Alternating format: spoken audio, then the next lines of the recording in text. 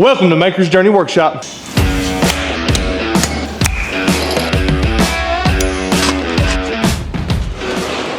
I'm Benjamin Davies, and today we're making rivets. Rivets are such a beautifully aesthetic and structurally integral way to join two pieces of metal together. Way better than breaking out the old MIG gun and gluing things together. I know two ways to make rivets. One's pretty easy, and it's my favorite. It's the way that I make rivets probably about 95% of the time. I'll show it to you first. So there's two ways to make rivets. I'm gonna show you the first way. You need a phone. Just give me just a second. Ooh, I like that, yep. All right. About 3, 2.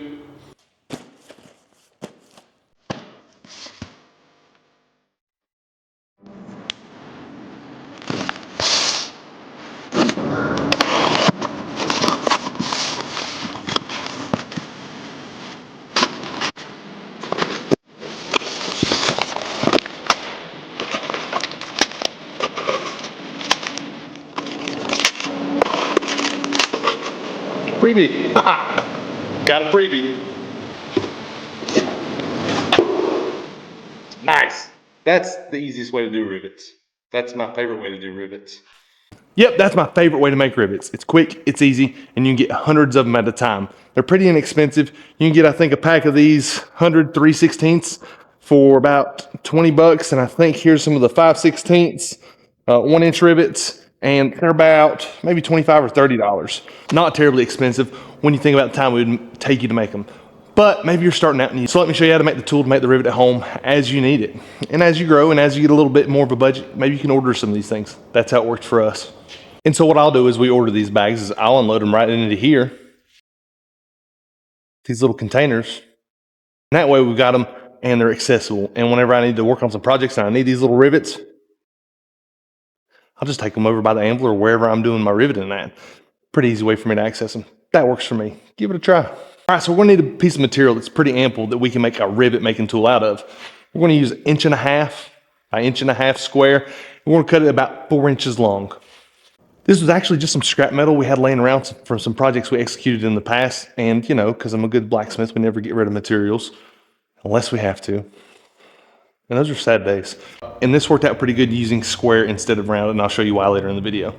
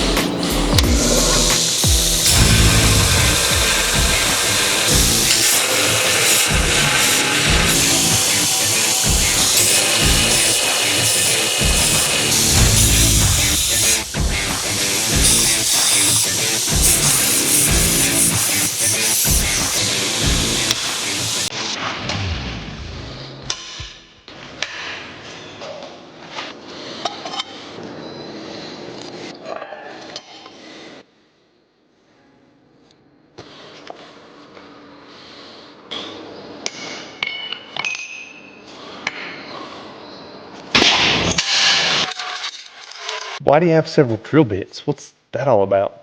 It's a pretty simple concept. You start out with a small pilot hole and you work your way up, which means each bit is not having to drill out the entirety of the hole.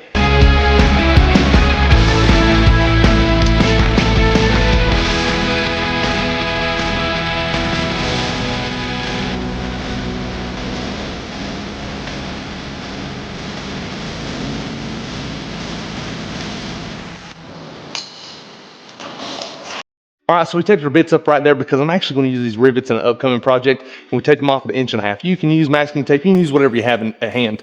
Masking tape usually tears up, it's kind of hard to get off. Electrical tape probably won't be the easiest to get off, but it's just a nice way of setting a depth gauge. Most drill presses have a depth gauge you can set on them. When I bought our drill press years ago, it irritated me and got in the way because I mainly used our drill press for just drilling for hooks. If you don't have a drill press, there's a pretty difficult workaround for it, but I think you might be able to make it work. And I think most shops that have access to this tool right here.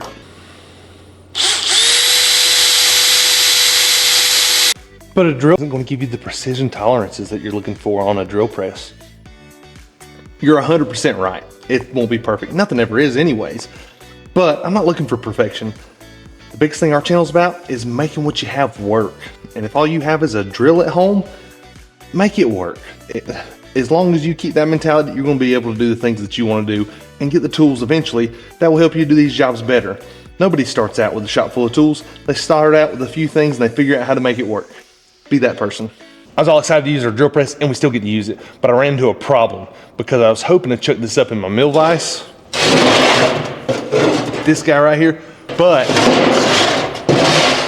we've not used it in such a long time. It's got a little bit of surface rust on it, and I didn't want to take the time to clean it up, which led me to a pretty quick workaround, which I think is going to be pretty awesome for y'all because it's going to show you a way to chuck up some steel without having a vise. We just ended up using 2 pieces of 1-inch bar right here, and we clamped them down. Really surprised at how well it worked. We'll just come in here and drop it right in, and that keeps it from rotating. Whenever you're doing any kind of drilling or working with a tool and you're just trying to force it along, it's always gonna make you slower. And I know that sounds silly because you feel like you should be able to add more pressure and make that machine work better. And it seems like every old timer that's had way more experience than me at some point or another always said, hey, just let the tool do the work. And I had the most difficult time wrapping my head around that for years. What that means is the more you bear down on it, the quicker you're gonna wear out your consumable, your tip, or whatever. And you might think, well, that's fine, I'll just buy more tips. I've discovered on the drill press, especially, if you just take your times, you'll find a sweet spot to where you're hogging out metal, but not going too fast. A drill press and that bit likes to work together at that point. Mess with your speeds, slower is better. You can move the belts around to change the speeds on these things, but take your time, there's a sweet spot. I was bad to begin with to come in and I would just try to force that drill bit through it, and I would ruin so many bits and didn't understand why. Take your time, go slow, use some oil, use some lubricant, and that'll do wonders.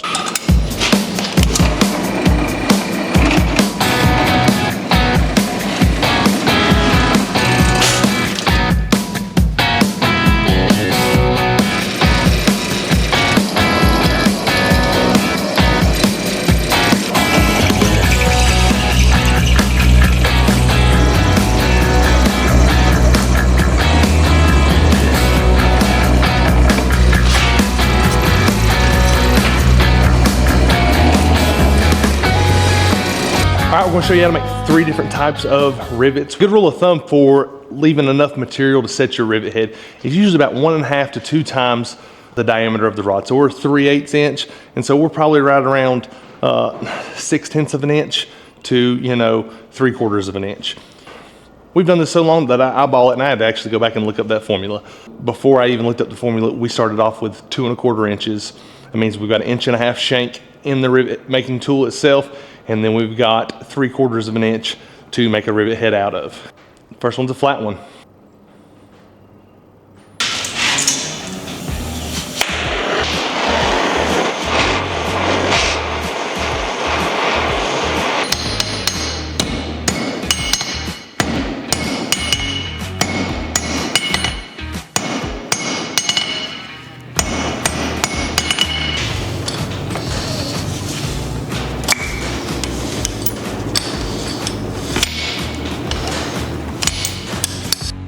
And that's all there is to it. Just a few good, accurate hammer blows, and you've got yourself a rivet. What you want to make sure is, you'll notice I'm rotating the tool as we're doing it. And that's to make sure that my rivet head doesn't end up lopsided. That means more of the rivet head off center of the shank itself. All right, this one's got 4 faces on it, and it's just more aesthetically pleasing. It's got a little bit of a dome to it.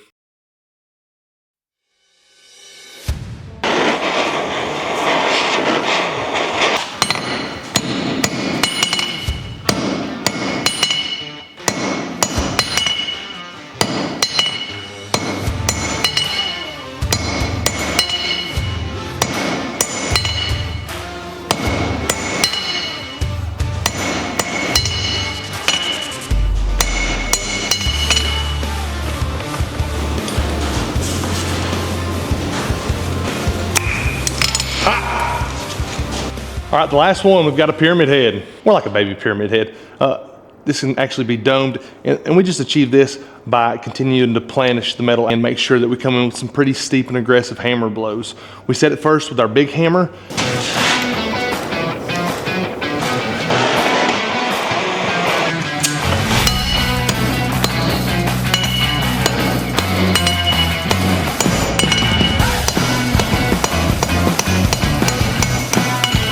And then we finish up with our 2.5 pound cross peen, just walking it around.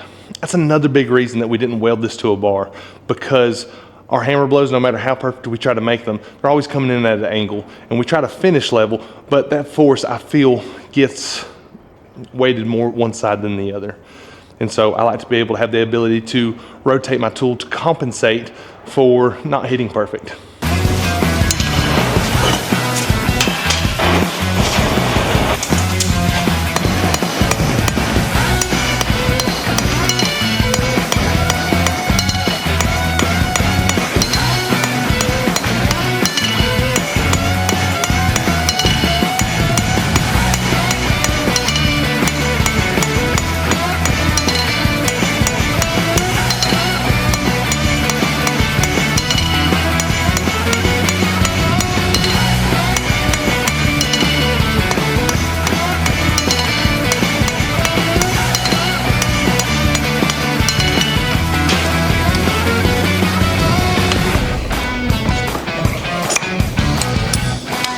I really hope you enjoyed our riveting content. These were a lot of fun to make. And it's a quick, easy way to make some tools. This thing took me about 8 minutes to drill, 2 minutes to cut. Not that long. Something I did whenever I first started out was I would see a tool and I'd go out and make 10 of them or something, thinking that I'm going to use all 10 of those. Figure out what kind of projects you're working on. If it doesn't have to be a million tools, okay? Your work will tell you what you need. Make it as you go along, and you'll build up one heck of an arsenal over time.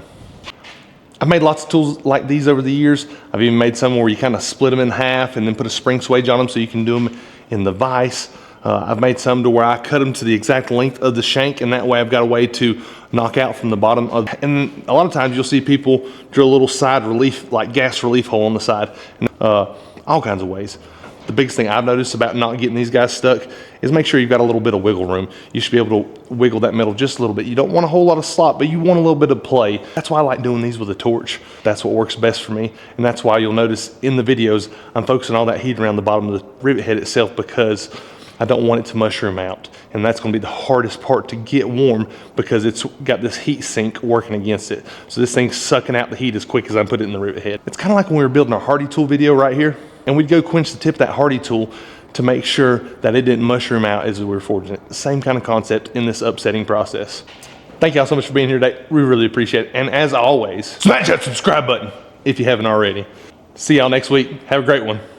But why do you have several, that's a weird word, why do you have many? Why do you have several drill bits? But why do you have several drill bits? What's that all about? See how to separate, anyways. With drill pressing, listen at me. Smash that subscribe button.